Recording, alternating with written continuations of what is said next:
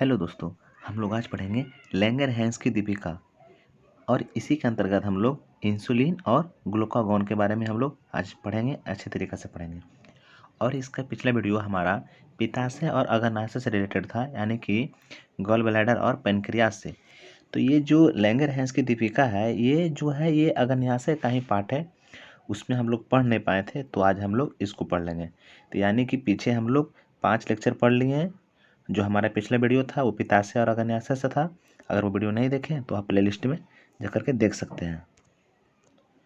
कुछ कुछ वीडियो का प्लेलिस्ट बना दिया गया है, तो चलिए जाकर देखिए वीडियो। पीछे से देखिएगा तो समझ में आएगा अच्छी तरीक़े से। फिर इस पे आइए, हम ये सजेशन करेंगे कि पीछे पहले देख लीजिए फिर इस पे आइए। तो चलिए हम लोग अपना टॉपिक स्टार्ट करते हैं, समझते हैं। तो ये जो कहा जाता है, जो लैंगरहैंस कहा जाता है, ये जो लैंगरहैंस है ना, ये लैंगरहैंस एक वैज्ञानिक का नाम था। इन्हीं के नाम पे ये जो था ना, इनका जो नाम है लैंगरहैंस, इन्हीं के नाम पे ये पड़ा है।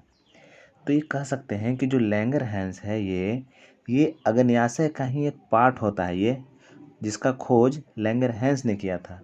इसी के नाम पर ये जो सिस्टम है, या जो बोल सकते हैं ग्रंथि, या जो भी बोलिए, इसी के नाम पे इसका नाम रखा गया।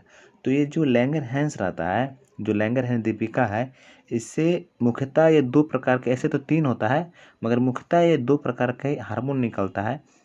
पहला हार्मोन है इंसुलिन और दूसरा हार्मोन हमारा है ग्लूकागॉन। ये 2 प्रकार का हार्मोन है, इसको देखते हैं। हम लोग अमाशय के बारे में पढ़ रहे थे, यानी पैनक्रियाज के बारे में। तो देखिए हमारा यही था अमाशय के बारे में। अमाशय के बारे में सब चीज़ हम लोग पढ़े थे। क्या होता है अमाशय? जो होता है छोटी आंत के मोड़ के पास एवं अग्नाशय के पास स्थित होता है। और ये जो होता है मानव के दूसरी सबसे बड़ी ग्रंथि होती है, एक मिश्रित ग्रंथि होती है। ये सब बारे में पढ़े थे और बोले थे कि इससे अग्नाशय है तो इससे अग्नाशयी रस निकलता है, जिसमें तीनों प्रकार का एंजाइम पाया जाता है, प्रोटीन, कार्बोहाइड्रेट, वसा। तीनों को पचाने वाला एंजाइम ट्रिप्सिन हमारा हो गया, एमाइलेज और लाइपेज। ये 3 प्रकार के एंजाइम के बारे में देखे थे। तो ये हम लोग अग्नाशय ही पढ़ रहे थे, इसमें छूट गया था पॉइंट, तो उसको सोचे हमने कि अगला लेक्चर में इसको कंप्लीट कर लेंगे। तो हमारा अगला यही है कि लैंगरहैंस की दीपिका, इसको समझना है अच्छे तरीक़े से। तो वही है, देखिए लैंगरहैंस की दीपिका, एसिलेट्स ऑफ लैंगरहैंस अग्नाशय की एक भाग होती है। यानी कि किसका भाग होता है ये अग्नाशय का ही एक भाग होता है, जिसका खोज किया था लैंगरहैंस नामक वैज्ञानिक ने। इन्हीं के नाम पे ये लैंगरहैंस की दीपिका नाम पड़ा। ठीक है, ये पॉइंट भी हो गया, किसी के नाम पर नाम पड़ा। तो जो लैंगरहैंस की दीपिका है, इससे निकलने वाला मुख्यतः जो हार्मोन है इंसुलिन और एक है ग्लूकागॉन। ये 2 प्रकार के मतलब कि प्रमुख हार्मोन है। और एक हार्मोन और निकलता है जो उतना नहीं है, एग्जाम में नहीं आता, इसलिए हमने यहाँ पर नहीं लिखा। बिना मतलब के बोझ क्या बढ़ाना, तो समझना है ये दोनों एग्जाम में आता है, पूछता है। अब देखिएगा सवाल किस तरह से बनेगा, वो हम लोग देखेंगे इसको। तो जो लैंगरहैंस की दीपिका से कौन कौन हार्मोन निकलता है, मेन मुख्यतः इंसुलिन और ग्लूकागॉन। इसको याद रखना, दिमाग में रखना है इसको। अब देखिए हम बारी बारी से देख लेते हैं इंसुलिन के बारे में और ग्लूकागॉन के बारे में। तो चलिए हम लोग स्टार्ट करते हैं समझना। इंसुलिन के बारे में पढ़ते हैं। क्या है ये इंसुलिन? बड़ा सब इंसुलिन करते रहता है। ये जो इंसुलिन होता है ना, ये बहुत ही प्रमुख हार्मोन होता है। एक प्रकार से जो चीनी रोग होता है, ये इसी के कमी के कारण हो जाता है। तो ये जो इंसुलिन हार्मोन हमारा होता है, ये जो होता है, ये भी जो है लैंगरहैंस की दीपिका जो है, इसी के बीटा कोशिका से निकलता है। देखिए एग्जाम में ये चीज़ जरूर पूछता है कि जो इंसुलिन हार्मोन है, ये लैंगरहैंस है, इसका किस कोशिका से निकलता है। एग्जाम में ऐसा सवाल जरूर आता है कि लैंगरहैंस की किस कोशिका से निकलता है इंसुलिन। तो एकदम याद रखना कि इंसुलिन जो है ये बीटा कोशिका से निकलता है। इसको जैसे याद रखना, रोक याद रखना, जैसे भी याद रखना है, इसको याद रखना ही रखना है आपको कि बीटा कोशिका से निकलता है। अब ये बात तो याद होगी आपको कि ये जो इंसुलिन है ये लैंगरहैंस की बीटा कोशिका से निकलता है। इंसुलिन जो होता है क्या करता है, जो हमारा शरीर में जो शुगर की मात्रा को ना ये कंट्रोल में रखता है। यानी कि ना बढ़ने देता है ना घटने देता है, ये कंट्रोल में रखता है। क्योंकि जब शुगर की मात्रा शरीर में बढ़ जाता है, जिसके कारण हमको मधुमेह, या तो उसी को हम लोग बोलते हैं शुगर, या उसी को बोलते हैं डायबिटीज, रोग हो जाता है आदमी को, समझ रहे हैं ना। और जब इसका मात्रा क्या होता है, शरीर में से इंसुलिन की मात्रा कम हो गया, तो इंसुलिन की मात्रा कम जाएगा तो हमारा जो शरीर में जो शुगर है, हम लोग जो शुगर खाते हैं, मीठा जो भी चीज़ खाते हैं, उसको पचा नहीं पाएगा वो, जिसके कारण हम लोग को शुगर बीमारी हो जाता है, क्योंकि इसका इंसुलिन की मात्रा कम हो गया। मगर जब यही इंसुलिन की मात्रा जब शरीर में बढ़ जाता है तो क्या करता है, शुगर को ज़्यादा पचा जाता है। जो भी शुगर लिए तो अब शरीर में शुगर जरूरी है, अब क्या होता है कि उसका मात्रा कम हो जाता है शरीर में, क्योंकि इंसुलिन की मात्रा बढ़ गया तो इसका काम है शुगर को पचाना।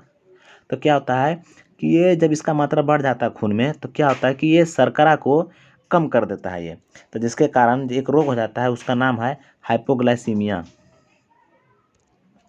क्या नाम है इसको, हाइपोग्लाइसीमिया। देखिए ये आप समझ नहीं सकते हैं, एकदम VVI है ना, दिमाग में इसको रखना है कि जब इंसुलिन की मात्रा, देखिए दो प्रकार से होता है, जब इंसुलिन की मात्रा कमेगा शरीर में तो डायबिटीज़ होगा।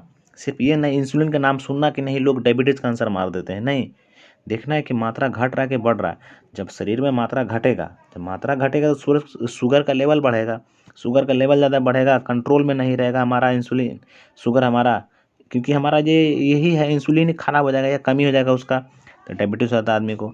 अब जब यही इसका मात्रा बढ़ जाएगा इंसुलिन का तो ग्लूकोज को ज़्यादा पचा जाएगा, जिसके कारण ग्लूकोज का मात्रा जो हमारा शरीर में या शर्करा का जो मात्रा रहता है ये कम हो जाएगा, जिसके कारण हमको कौन सा रोग होगा, हाइपोग्लाइसीमिया रोग होगा। जब ये रोग हो जाता है ना, तो जैसे कहा जाता है कि कोई आदमी का अगर ये रोग हो जाता है हाइपोग्लाइसीमिया, तो उसमें ये आदमी अपना पॉकेट में पुर्जा या जो बोल सकते हैं लेकर चलता है कि अगर हम कहीं पे बेहोश पड़े मिले या कुछ भी जैसे भी हालत में, तो हमको चीनी घोर के पिलाया जाए, तो जिससे क्या होता है कि हमारा शरीर में थोड़ा चीनी की मात्रा बराबर में चला आता है, फिर ठीक हो जाता है इंसान। वो हमेशा के लिए ठीक नहीं होता, बस ठीक हो जाता है। ठीक कैसे होगा, हमेशा यहाँ इंसुलिन की मात्रा बहुत ज़्यादा बढ़ गया। तो इतना सारा काम था जो इसको याद रखने वाला है। इसमें दो दो पॉइंट याद रखना है। पहला नंबर याद रखना है कि इंसुलिन जो है ये लैंगरहैंस की किस कोशिका से निकलता है, तो ये बीटा कोशिका से निकलता है। किससे निकलता है, ये बीटा कोशिका से निकलता है, बीटा कोशिका। ठीक है, पहला नंबर पॉइंट रखना है। दूसरा याद रखना है कि जब हमारे रक्त में सॉरी ये जब इंसुलिन हमारे रक्त में क्या होता है, जब इंसुलिन का कमी हो जाता है तो क्या होता है, हमारे रक्त में शुगर की मात्रा को बढ़ जाता है। इंसुलिन करता क्या है, तो इंसुलिन शुगर की मात्रा को नियंत्रित करता है। अगर शुगर की मात्रा हमारे शरीर में यानी इंसुलिन की मात्रा अगर हमारे शरीर में अगर घट जाता है, जिसके कारण हम लोग को शुगर हो जाता है। एक मेन पॉइंट तो बताना भूल ही गए, ये वाला कि मधुमेह की बीमारी अग्न्याशय से संबंधित है। ये सोच नहीं सकते हैं कितना बड़ा एग्जाम में आ सकता है। ये सवाल में पूछ देता है कि मधुमेह की बीमारी जो है ये किससे रिलेटेड है, 4 ऑप्शन दे देगा, अग्न्याशय, पकवाशय, पित्ताशय, कुछ ऐसा ऐसा 4 को ऑप्शन दे देगा कन्फ्यूज करने के लिए। तो याद रखना है अग्न्याशय से, क्योंकि हमारा अग्न्याशय से ही, अग्न्याशय में ही जो लैंगरहैंस की दीपिका होता है ये अग्न्याशय का ही एक पार्ट होता है। हम लोग देखे थे ना अभी कि जो लैंगरहैंस की दीपिका है ये अग्न्याशय के ही एक पार्ट है। तो ये पार्ट है जब उसका, तो इसी से ना निकलता है ये लैंगरहैंस की दीपिका, यहीं से 2 हार्मोन निकलता है, इंसुलिन और ग्लूकागॉन। अब ये जो ग्लूकागॉन इंसुलिन जो है तो ये कहाँ रहता है, तो ये इंसुलिन जो है ये हम बोल सकते हैं ना कि इंसुलिन जो है कहाँ से निकला, एक प्रकार से ये भी जो निकला एक प्रकार से अग्न्याशय का एक पार्ट है, तो उसी से निकला। तो ये भी जो हमारा रोग हो गया, मधुमेह बीमारी हो गया, ये भी अग्न्याशय से ही संबंधित हो गया।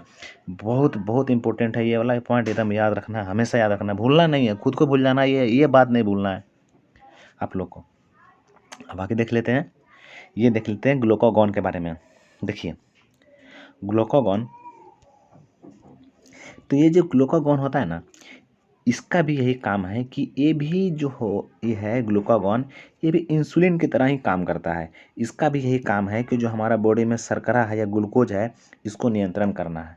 मगर इसका अंतर सिर्फ यही है कि हालांकि ये भी लैंगरहैंस की दीपिका से ही निकलता है, मगर ये अल्फा कोशिका से निकलता है। किससे निकलता है ये ग्लूकागॉन, अल्फा कोशिका से निकलता है, ये अल्फा कोशिका से निकलता है ग्लूकागॉन। तो इसमें यही पॉइंट याद रखना है कि ग्लूकागॉन जो हार्मोन है, ये ग्लूकागॉन हार्मोन ये लैंगरहैंस की दीपिका से किस कोशिका से निकलता है, तो ये अल्फा कोशिका से निकलता है हमारा ग्लूकागॉन। इसका भी काम यही है कि ये इंसुलिन की मात्रा को नियंत्रित करता है हमारे बॉडी में। सॉरी यार, ये इंसुलिन की तरह ही काम करता है ना। ये यानी कि नियंत्रण किसका करता है, तो शर्करा या ग्लूकोज का नियंत्रण करता है ये, है ना। मिस्टेक से बोल दिया, ध्यान नहीं दे पाए। है ना। ये शर्करा या ग्लूकोज का ही नियंत्रण करता है, यानी एक प्रकार से कह सकते हैं भली भांति ये इंसुलिन की तरह ही काम करता है। सारा पॉइंट क्लियर होना चाहिए, ऐसा नहीं है कि कुछ छूट जाए या समझ में नहीं आए। कुछ भी प्रॉब्लम होता है तो आप हमें से पूछ सकते हैं। अच्छा बताइए, अगर कोई आपसे पूछेगा कि लैंगरहैंस की दीपिका किसका एक पार्ट होता है, तो क्या बताइएगा आप लोग? जरूर कहिएगा ये अग्न्याशय का ही पार्ट होता है। इसको खोजा किसने था? तो इसको जो नाम ही है लैंगरहैंस की दीपिका, इन्हीं के नाम पर पड़ा था। तो इन्हीं के नाम पर पड़ा था तो हो जाएगा खोजा था, लैंगरहैंस ने खोजा था। इसे दो हार्मोन इंसुलिन ग्लूकागॉन, इंसुलिन का काम क्या क्या है देख लिए। ये अल्फा कोशिका से निकलता है और ग्लूकागॉन बीटा कोशिका से निकलता है। ये जो इंसुलिन होता है हमारे रक्त में शुगर को मात्रा को नियंत्रित करता है, जिसके कारण अगर नियंत्रित करता है जिसके कारण क्या होता है, हम लोग को ब्लड का जो मधुमेह का रोग नहीं होता है। मगर जब इसका मात्रा कम जाता है तो शरीर में शुगर की मात्रा बढ़ जाता है, जिसके कारण डायबिटीज हो जाता है लोगों को। ये पॉइंट याद रखना है कि मधुमेह की बीमारी अग्न्याशय से संबंधित है। एकदम वीवीआई है, मधुमेह की बीमारी किससे संबंधित है? तो ये हमारा अग्न्याशय से संबंधित है। जितना वीडियो डाल रहे हैं ना, वीडियो को सिर्फ पूरा आप लोग को देखना है, बस वीडियो को पूरा देखना है। अब पूरा देखना है, आप पार्ट बाय पार्ट एकदम पार्ट 1 से देखना साल चालू कीजिए। अब देखिए पूरा समझ में आएगा आपको। पूरे बायोलॉजी जहाँ से है ना, इसके बाद से पूरे बायोलॉजी पढ़ाएंगे हम। इसका टेंशन नहीं लेना है, बस पढ़ते जाना आप लोग को। ठीक है, शायद हमारा वीडियो यहीं तक था, खत्म हो गया वीडियो। वीडियो अगर आप लोग को अच्छा लगा है तो वीडियो को लाइक करना है, चैनल को सब्सक्राइब करना है, वीडियो को शेयर करना है। ठीक है, हम लोग मिलते हैं अगली वीडियो में। वीडियो देखने के लिए आपका बहुत बहुत धन्यवाद।